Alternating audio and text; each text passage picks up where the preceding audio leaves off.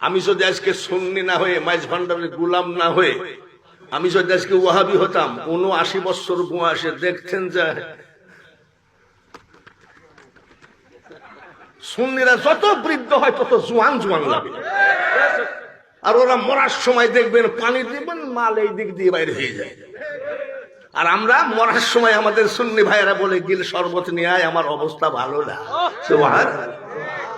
গৌসে জামান শফিউল বসর মাইজ ভান্ডারী কিবলায়ে কাবা পর্দা করলেন, 4টা টিস্যু গেছে উনার দেহ মোবারকের ঘাম মুছতে। সুবহানাল্লাহ।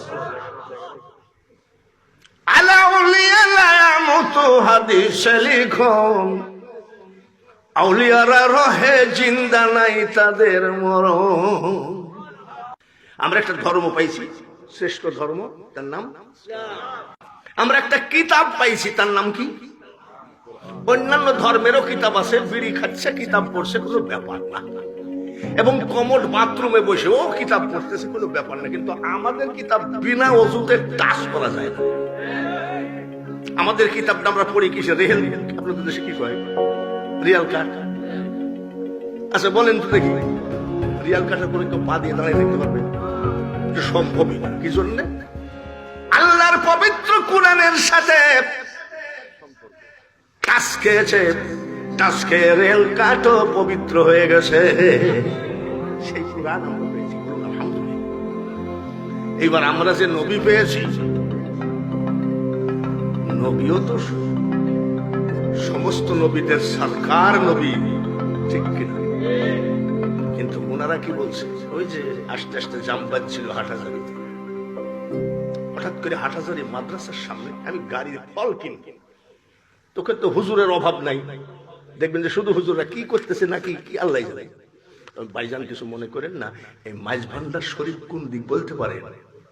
আমি 47 বছর আসি যাই, এমনি টেস্ট করতেছি যে কি বলে, নাউযুবিল্লাহ, এসব নাপাক জায়গার কথা আমাদের মনে থাকে না।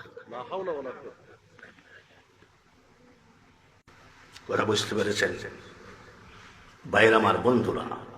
হক তরিকা, চিশতিয়া সাবেরি একটা তরিকা আছে, ওনাদের পীর সাহেব মারা গেছে, এখন ওনার ছেলেরা আছে।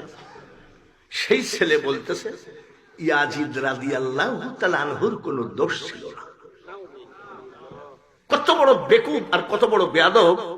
ইয়াজিদ রাহমাতুল্লাহ আলাইহি 100 রাকাত নামাজ আদায় করতেন, কোরআনে হাফেজ ছিলেন, ওনার কোনো দোষ ছিল? তাহলে দোষ ছিল হুসাইনের। এই লোক যদি আমার পীর হতো,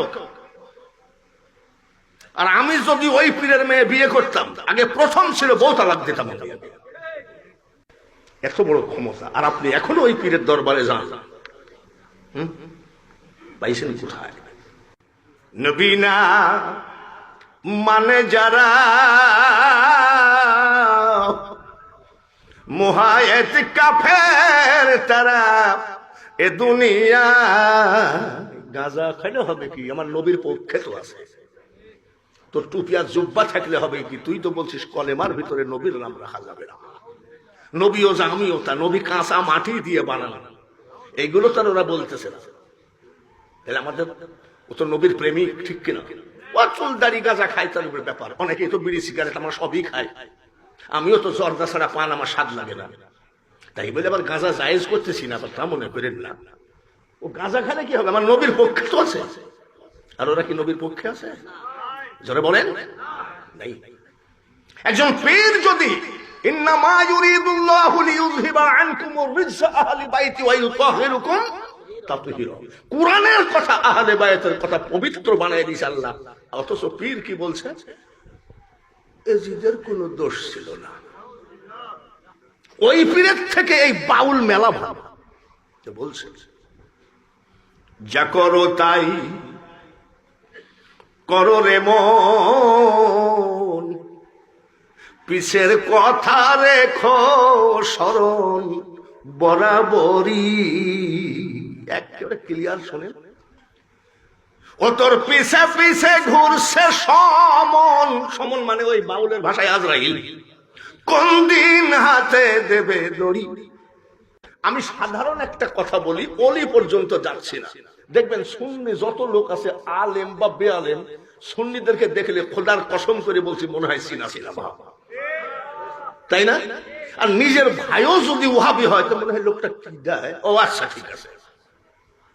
আরে ছোটবেলার থেকে নামাজ পড়ছি, মাদ্রাসায় নামাজ না পড়লে ভাত দেয়নি, এই পর্যন্ত নামাজ। সাইফুদ্দিন বাবার কপালে দাগ নাই, হাসান বাবার কপালে দাগ নাই, শফি বাবার সবই সাদা। অথচ 4-5 বছর হলো সে কেবল জুব্বা টুব্বা ধরেছে, ধরে নবীর বিরুদ্ধে পীরেদের বিরুদ্ধে বেড়ায়। দেখবেন যে এই জায়গায় এত বড় একটা কালো দাগ হয়ে গেছে। তা আমি এবার বলি যে ভাই আমরা তো ছোটবেলার থেকে নামাজ পড়তেছি, কিন্তু আমাদের দাগ হয় না, তোরা কি অ্যাসিড দিয়ে পুড়াইস নাকি? মানে আপনার কথা যত বেদাতি। ভাইরা আমার, আসসালামু আলাইকুম। আপনি অলি চিনে অলিকে নাকি? স্বর্ণকারে সোনা চিনে, জহুরে চিনে জহুর, শুয়োরে চিনে কচুর।